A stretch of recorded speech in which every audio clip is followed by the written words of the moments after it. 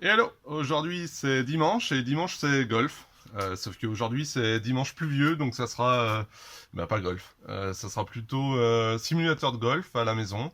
Je vais en profiter pour vous faire quelques vidéos sur le Mevo Plus, un outil de FlightScope qui va nous permettre de travailler en intérieur ou en extérieur. Donc pour mon cas, ça sera en intérieur. Je vais vous faire des vidéos de présentation notamment sur l'outil lui-même, ses avantages, ses inconvénients, et puis on va parler un peu de tous les logiciels qui peuvent tourner autour et avec. Voilà, allez, à tout de suite. Allez, nous revoilà en intérieur. Avant de vous faire la présentation du produit, je voulais vous expliquer un peu le pourquoi de cette vidéo. C'est assez simple, j'ai pas trouvé de vidéo sur le Mevo Plus en français. Voilà, je voulais simplement en faire quelques-unes pour pouvoir présenter le produit et pour pouvoir présenter les applications qui vont avec pour tous les francophones. Voilà. Donc le produit, il est composé d'un joli étui Mevo Plus qu'on reçoit, impeccable, tout beau, tout neuf. À l'intérieur, on retrouve un peu de bazar, évidemment. Le capteur Mevo Plus qui est pas plus grand qu'une carte de score, assez simple, un bouton d'allumage, bon voilà, deux trois conneries qui vont autour, hein, le slot de charge, et puis un petit pas de vis pour la fixation sur un support type caméra si on le souhaite pour plus tard, sachant qu'il peut très bien fonctionner directement posé comme ça. Voilà. Donc une petite peau de chamois pour nettoyer, deux trois avertissements. Qu'est-ce qu'on a d'autre? On a une licence pour le E6, l'application qui permet de faire des parcours, un petit guide de démarrage en anglais, bien entendu, une fiche qui permet de montrer l'installation indoor avec toutes les codes qui sont à respecter, donc ça c'est assez important, un peu de communication sur FlightScope, et puis les fameuses dots qui sont les petites étiquettes à coller sur la balle qui permettent d'avoir les effets lors de vos frappes. Ça permet au capteur de visualiser un peu mieux votre balle. Voilà. À l'intérieur, nous trouverons le fameux câble. On en reparlera plus tard, mais il est très intéressant de ne pas le perdre. Et un petit transfo de charge. Alors, comme vous pouvez le voir, il n'est pas en mode Europe. Voilà. Donc pour ça, il faut notamment... Alors le mieux, c'est d'acheter, ça coûte 10 balles, c'est un petit, comment on appelle ça, un petit transfo, un petit, adaptateur, pardon, j'avais perdu le terme. Voilà, donc ça c'est vraiment le kit pour faire tourner le Mevo en lui-même. Alors bien entendu, il faut un ordinateur, un iPad ou un téléphone avec. Pour ma part, c'est un iPad. À côté de ça, on préconise une power bank, donc une banque de charge. Parce que, évidemment, un gros problème Non, je vous dis évidemment, mais c'est pas évident, justement. Sur le Mevo Plus, on a un inconvénient, c'est que l'autonomie est pas tip-top. On a une heure et demie d'autonomie au maximum. Donc le mieux, c'est de l'accompagner d'une power bank comme ça. Il y a quand même pas un bel ampérage dessus, 20 000 milliampères. Donc là-dessus, on peut tenir 3-4 heures facilement. Donc il suffit juste d'anticiper le truc et de le charger un peu en amont. Voilà. Il faut aussi un téléphone avec un partage de connexion. Je vous expliquerai pourquoi par la suite. Et le mieux pour être en immersion totale, c'est d'avoir, bien entendu, en indoor, une toile de réception avec un vidéoprojecteur. Alors, en termes de qualité, on vous demande pas la lune. Après, c'est vous qui voyez, c'est vous qui choisissez. C'est surtout votre budget qui va parler.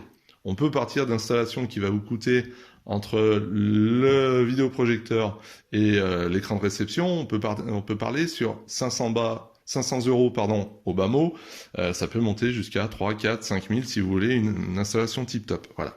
Donc pour ce qui est de mon installation, pardon. Donc moi je suis parti sur du low cost parce que j'ai pas des budgets à rallonge. Donc je suis parti sur la bonne astuce qui va bien, c'est-à-dire une toile de réception pour le tir à l'arc. J'ai vu ça sur des forums en Angleterre concernant Mevo Plus. C'est pour moi la meilleure des solutions. Alors pour deux choses. La première des choses, c'est qu'effectivement, ça m'a coûté 300 balles, c'est-à-dire entre la toile de fond et les filets de réception sur les côtés, j'en ai eu pour 300 balles. Et puis autre point, j'avais besoin de quelque chose qui soit flexible parce que je suis dans mon garage et je veux que cette installation puisse être rétractable au plafond. Donc c'est pour ça que la toile, je peux effectivement la suspendre simplement au plafond. Voilà. Donc voilà pour l'installation. On a parlé un peu du basique. Je vais rentrer maintenant dans l'installation pure et dure pour se lancer et pour faire un peu de simulation. Allez, à tout de suite. Allez, on poursuit l'installation du FlyScope. Donc, démarrage du capteur. On l'entend biper pendant un petit moment. Pendant ce temps, on peut l'installer.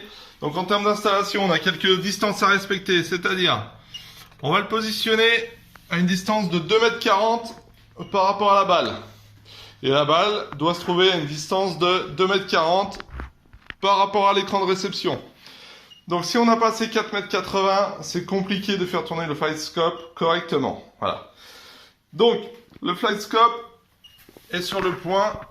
Voilà, il m'a fait un double bip, il m'a dit qu'il était prêt à se connecter directement à mon iPad. Donc, on va dans l'iPad et on va chercher dans le réseau Wi-Fi directement le FlyScope. Donc, il a pris le réseau Wi-Fi. Vous n'avez plus Internet directement sur votre iPad. J'ai ouvert l'application FlyScope Golf qui permet justement de travailler tout ce qui est practice, tracking et ainsi de suite. Donc comme on peut voir en haut, le Mevo Plus est connecté. Il faut quand même le régler. On appuie dessus, on rentre sur une petite page où on a effectivement les différents positionnements d'angle dans un sens et dans l'autre. D'accord? Le volume de charge. Donc soit le positionnement est pas bon, c'est-à-dire que notre angle est un peu trop fermé et il va nous le dire. Donc voilà, il nous dit que notre angle à 9,3 degrés est pas bon, il faut retourner sur les 17 degrés. Donc soit on va le faire directement avec le petit gabarit que je vous ai montré tout à l'heure, soit on a déjà des repères, ce qui permet de se remettre dans les zones de tolérance qui sont pas trop mal. Donc pour l'essai, là je suis à 16,2, c'est bien. Le mieux c'est de se mettre carrément à 17, ok? Donc là on a configuré l'angle de notre capteur, par contre il faut qu'on configure donc l'alignement. On clique sur Target Alignment. Et on va avoir directement la visu de la caméra du FlyScope. Voilà. Hop. Qu'est-ce qui se passe donc sur notre image de vidéoprojecteur? Nous avons un positionnement donc du FlyScope qui est aligné directement sur notre écran. On voit un petit trait au milieu de l'écran. Alors, ce qu'il faut faire, c'est aligner la balle sur le trait rouge. D'accord? Donc deux possibilités. Soit on pivote un peu le FlyScope pour aligner l'un sur l'autre, soit on bouge la balle et on change son alignement. Pour faire simple, moi j'ai un joint de carrelage qui me permet justement d'avoir ma ligne de tir. Ok? Donc voilà, tout est aligné, la balle est positionnée, mon capteur est en service et tout est bon au niveau de l'iPad. Je peux revenir sur mon alignement et directement lancer une nouvelle session. Je vais reprendre une vidéo en prenant directement du capture d'image de l'iPad, vous verrez c'est un peu plus propre. Allez, à tout de suite.